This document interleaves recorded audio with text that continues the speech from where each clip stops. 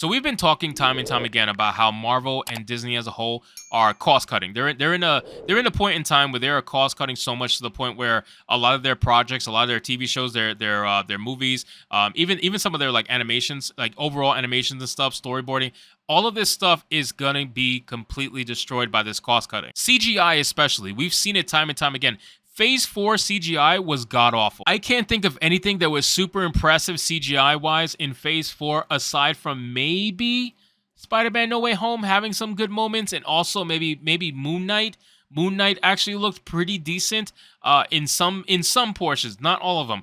But overall, Phase 4 was disgusting CGI wise. Why? Because they had to cost cut so much because Disney is losing so much money. And now we have an article from Bounding Into Comics that actually goes into this. Apparently, the Marvel VFX artist just recently admitted that Ant-Man and the Wasp: Quantumania does in fact look awful, and they revealed that the studio shifted all the money and all the best resources to, you guessed it, Wakanda Forever. Now, why would they do that? Why do you think they would put all their money into Black Panther Wakanda Forever? I can only begin to imagine why, but let's see what Bounding Into Comics has to say. So it says, after taking the risk to invest their time and money in catching the latest entry into the Marvel Cinematic Universe, more than a fair share of audience members found themselves put off by the consistent and noticeable lack of quality present throughout the entirety of Ant-Man and the Wasp: Quantumania, including some of the very VFX artists who worked on the film. From an overall aesthetic that looks more reminiscent of Spy Kids than a multi-billion-dollar film franchise, which it did. If you guys seen some of the clips on Twitter, it really does look bad.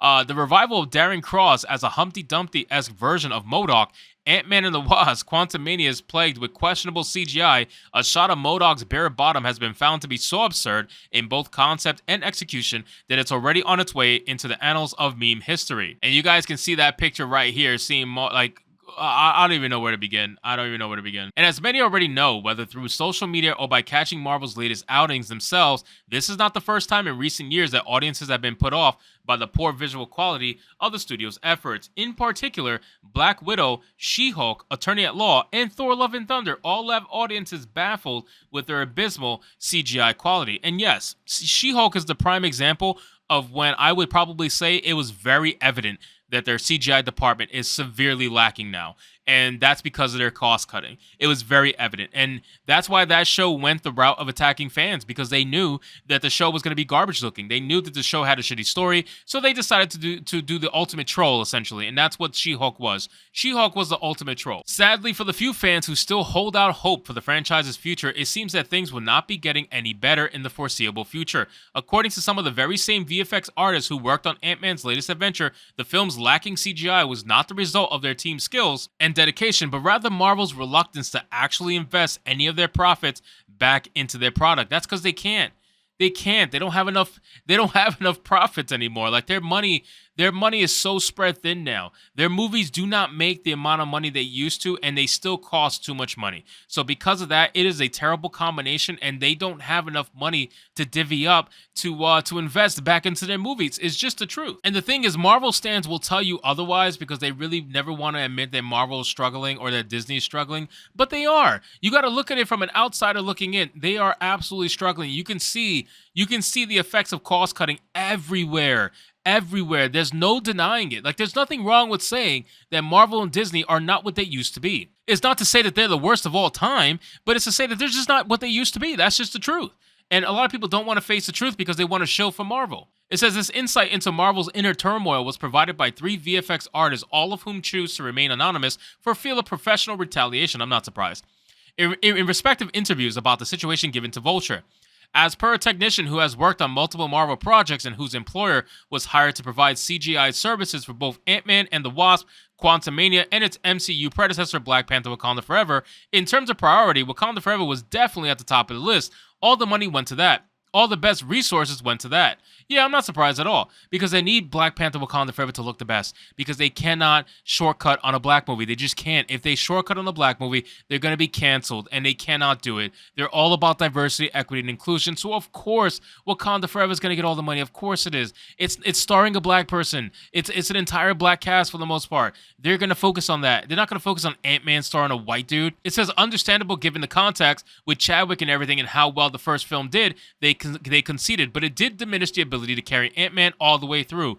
The technician then further recalled how for Ant-Man, there was a lot of editorial changes happening toward the latter third and fourth of the project that were just too late. There's a point of no return. Why certain things were changed, why certain notes were nitpicked longer than they should have been, that's on Marvel. But it definitely did cause a lot of tension, turmoil, and weight on everybody at his employer, whose company name has been redacted. Unfortunately, it is noticeable that there were shortcuts they added. Certain things were used to cover up incomplete work. Certain editorial cuts were made to not show as much action or effects as there could have been, likely because there just wasn't enough time to render everything. There was a lot of shortening and rolling of shots. Rolling is when you don't shorten or lengthen a shot, you just move it a few frames in the cut. It really did feel like certain scenes were trimmed or otherwise altered to either save money or save time or cover up the inability to get it done. And again, you have certain shots that are fantastic, and I think the one on screen is one of them, where they showcase all the ships and whatnot. But again, even in this particular scene, while the background looks beautiful and Ant-Man looks cool being all huge and everything, the ships look really blurry. Everything looks blurry because they're not highly detailed like they used to be. It says, turning to the question of why didn't we push back, the technician explained, you don't want to do anything that's going to jeopardize your livelihood in the slightest. Part of that means that when an executive decision comes down the line that says this is what we're going to do, you just assume you don't have the power to say anything against it, which I believe, because we see it happen all the time in other forms of work, so I really don't see why this would be any different. It says they continued, you can't be like, well, that's kind of shitty. Shouldn't we do something better? Because that'll never happen. And yeah, that's the truth. At some point, you have to accept that as a worker, that the bosses are going to make the decisions, and even if you know it's a bad one, you got to let them make the mistake. You got to let them mess up, because they're the ones who are going to take the heat usually. But unfortunately, even though they are the ones that take the heat, they're usually not the ones to be fired for it. It usually is the workers. They find a way to blame the workers. So, I mean, it's a lose-lose situation. Either you stand up for yourself and you potentially get fired, or you let the mistake happen and the studio goes down and you get fired anyway. So it's really like just it's less stressful just to do it, and I understand that mindset, don't get me wrong. So it says a lot of us are sitting here thinking the money is there, they noted. Why is it not coming down? Marvel's spending a bit more money to pay more VFX people wouldn't make that much of a difference for the executives all the way at the top. But if it comes down to them not being comfortable with their bank numbers and us working until burnout, we lose out every time. Honestly, I equate it to human greed. Ultimately, the technician admitted, overall, I think what they came up with is satisfactory. It's a good placeholder for the beginning of Phase 5, but I think there was so much potential for this story, for the visual effects in general. I think the movie's getting the reviews it's been getting because Marvel's doubling down as much as possible on constricting quality. They're squeezing blood out of stones, and we're out of blood. I agree 100%. Marvel is definitely hemorrhaging at this point. They cannot survive at the current pace that they're going, and I think they know that, which is why instead of trying to create better movies, all they're trying to do is just cost cut more. If you remember what Bob Iger said on his earnings call, they're just going to find ways to focus on their franchises while also cutting costs. That's their biggest thing. So expect worse CGI, expect worse quality as time goes on, because if they continue to cost cut more than they already have, it's going to be terrible. So anyway, guys, thank you so much for watching this video. I hope you did enjoy, and if you did, consider leaving me a subscribe. I would greatly appreciate it. Don't forget to like the video, comment, let me know what you thought, and I'll see you guys on the next one. Hypnotic out.